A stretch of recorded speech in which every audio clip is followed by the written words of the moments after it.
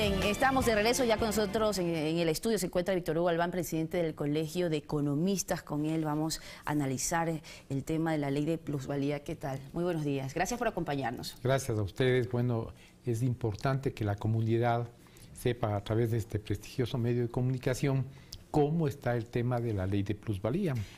Habida cuenta de que el presidente de la República en el mes de julio, el 26 de julio, salió a revisar las cifras exactamente de qué es lo que había pasado, de acuerdo a estadísticas del mismo Banco Central.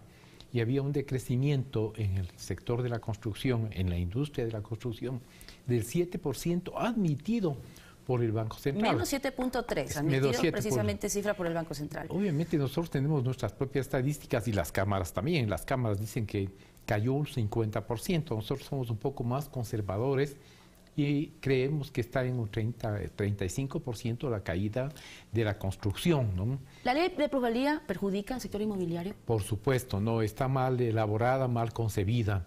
Digamos que la intencionalidad es buena. Por eso el presidente de la República dice voy a rever, porque el pedido, el clamor de las cámaras, el clamor de la gente en general, sobre todo de los sectores tan importantes como es el sector de la construcción, manifiesta que debe derogarse, pero esto implica que habría digamos una contradicción, porque no, per se no es mala la ley, o sea, lo que está es mal concebida. Quise poner en la segunda venta el 75% de ganancias impuesto, sí.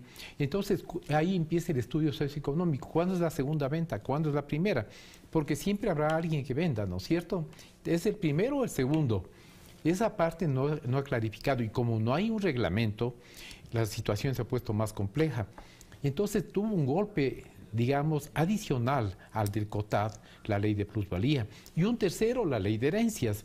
Entonces vino una contracción bastante significativa a todo lo que es la construcción, la industria de la construcción, las ventas, y que está dedicada a un gran porcentaje de la población. La más vulnerable, digamos, es la gente que se dedica a la fuerza de trabajo, al albañil, al maestro mayor, que de pronto se han visto sin trabajo. Cuadrillas enteras de trabajadores están ahora en las calles, deambulando o vendiendo, qué sé yo, papel higiénico, jabón, pasta de dientes. Es porque la industria de la construcción no está captando. Aquí se han paralizado grandes proyectos. Hay un proyecto que nosotros conocimos en la ciudad de Guayaquil y otro aquí en Quito, que desde hace 2 años tienen el capital, tienen el solar, tienen todo, pero como no hay claridad en la ley, han parado. Claro, hay construcciones... Parte de este capital ya se fue a Perú.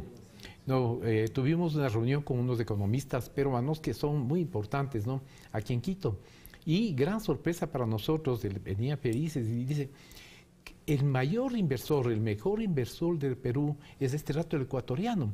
Tenemos más de 5.000 millones en dólares que han traído los ecuatorianos al Perú, y sobre todo en el área de la construcción.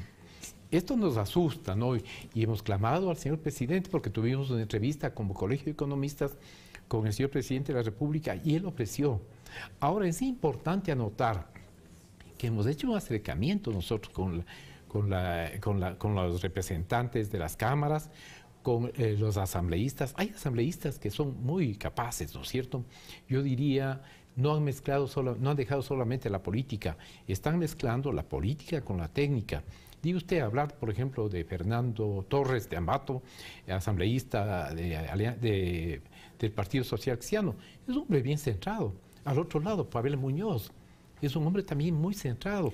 No son solamente políticos, ¿no es cierto?, sino que están viendo la parte técnica con la parte política. El anuncio del presidente de analizarla, de revisar esta ley de plusvalía, desde su análisis, ¿debería derogarse? ¿Debería reformarse? Hay las dos alternativas, ¿no? Digamos que para el presidente de la República también es muy difícil tratar de arreglar todo lo que quedó desajustado, porque es un desajuste en la política, un desajuste en la parte técnica, un desajuste en la economía.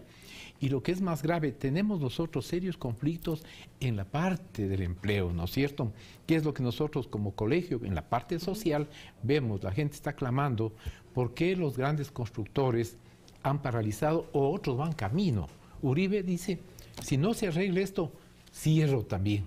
y es una de las constructoras más importantes, no de Quito, de Guayaquil, sino de Latinoamérica. Hay edificios vacíos, como usted dice, construcciones paralizadas, edificios prácticamente nuevos con letreros de se vende, de se arrienda, pero sin embargo, esta depreciación, no hemos caído en una burbuja inmobiliaria como lo que sucedió en España, sin embargo, no hay gente que compre, no hay gente que se quiera endeudar tal vez en comprar un inmueble, pero ¿por qué no bajan las rentas? Eso es un fenómeno un poco también que se confunde. No, más bien deberían estar estables o subir, precisamente porque no hay inversión. La gente dice, yo prefiero no arrendar sino vender. Y no hay quien compre, por este problema de la ley, ¿no? La ley está mal concebida, no le toman en consideración muchos factores. El factor, digamos, de la depreciación, por ejemplo, que es controversial con la ley de impuesto a la renta, que un bien se va depreciando, depende del bien, ¿no? Si es un auto, tiene depreciación acelerada. Si es un inmueble, un edificio, tiene depreciación normal, pero dependiendo del tipo de construcción puede tener el 2, del 3, del 4% anual. Pero esto está confundido, no hay una aclaración, porque además, como la ley está en discusión, no hay un reglamento y esto ha causado serios problemas al área de la construcción, que es la más afectada. Mire, fíjese, el ingeniero Pita es un hombre muy respetable, es presidente de la Cámara de la Construcción de Guayaquil, y obviamente él ahí hizo un análisis en la Cámara de la Construcción a la que fui invitado yo, y dio con estadísticas. Hubo un asambleísta que defendía, pero le habían preparado tan malos cuadros que no supo explicar. Entonces era falta más conocimiento, confuso. tal vez, precisamente. No sabía, no tenía fundamentos de hecho y de derecho para decir esto es bueno en un momento determinado, sino que la ley tenía que ir, porque fue la orden, va porque va, afectando a un grave sector socioeconómico como es la construcción. Fíjese que estadísticamente la construcción aporta casi un 50% al desarrollo económico del país, porque es vinculante, ¿no es cierto? No solamente se trata del constructor, del obrerito que pone su fuerza de trabajo, está el ferretero, las importaciones, el hierro, el cemento, están los bloqueros, los transportistas, es decir, hay una gran masa de la economía que se moviliza y esta está afectada. Pero también, para no perder el espíritu de esta ley, por la cual se originó, que era la especulación de las tierras, podría existir otro cuerpo legal que también tal vez cubra este requerimiento. El señor presidente de la República ha dado instrucciones precisas, tengo entendido, de que se estudie y se hagan las reformas correspondientes. Nosotros hemos estado pendientes de esta situación y sabemos que hay un grupo técnico designado por el señor presidente estudiando los cambios, los ajustes necesarios, capaz de que siga la ley de plusvalía, porque como comencé la conversación, per se no es mala. Alguien tiene que controlar, digamos, el enriquecimiento. Abrieron la ruta Viva o la ruta de Collas, que es la mejor de Pichincha. Entonces hay grandes solares que cambiaron de precio. Antes se vendía por hectárea, hoy se vende por metro. Entonces, lógicamente, son terrenos que antes eran agrícolas, hoy van a pasar a ser urbanos. Y eso tiene una connotación diferente, tiene un valor diferente del metro. ¿Quién controla eso? Entonces hay que focalizar, ¿no es cierto? No generalizar. Y eso el presidente de la República lo tiene bien claro, lo hemos analizado nosotros conjuntamente, tenemos nuestras propias recomendaciones que creo que van a ser aceptadas. ¿Cómo cuáles recomendaciones, por ejemplo? Una de ellas es focalizar, como había dicho, qué es lo que se debe hacer. Si alguien está, digamos, haciendo su fruto de la ruta Viva, o de la ruta Collas, aquí en la provincia de Pichincha, en la ciudad de Quito, hay que aplicar a ellos, ¿no es cierto? Si el metro costaba $1 y ahora cuesta $200, alguien tiene que controlar. No, la inversión pública no va a ser solamente la inversión pública, sino que tiene que tener una retribución. Eso es focalizar, decir, acá vamos, pero no generalizar, porque ahí viene el gran problema, en la ciudad mismo. Diga usted, el valor del metro cuadrado ha sido variante, ha variado de acuerdo al barrio, al sitio, al tipo de construcción. Pero si está generalizado, la situación se pone bien endeble. Pero de hecho hay que buscar esos mecanismos, ¿no? Sería factible porque, por ejemplo, recordar que debería darse solución, tanto el sector inmobiliario que ha sentido y se preocupa por estas pérdidas de trabajo, y también para el ciudadano común que también desea adquirir un bien. Recordemos en su momento cuando la gente se fue a las calles, cuando se lanzaron estos proyectos retirados antes de la avenida precisamente del Papa, que es lo que no se desea volver a pasar. ¿Ustedes habían realizado algún estudio, habían analizado esta situación? Nosotros hicimos un estudio como Colegio de Economistas. Hay economistas muy preparados, estadísticos, gente que maneja muy bien la parte fiscal, todos sabemos monetaristas. Entonces hacemos una conjunción de la parte técnica. Hemos invitado al Colegio de Ingenieros Civiles, al Colegio de Arquitectos. Aquí un logro muy importante, logró aglutinar el concejal Sergio Garnica, el doctor Sergio Garnica nos unió.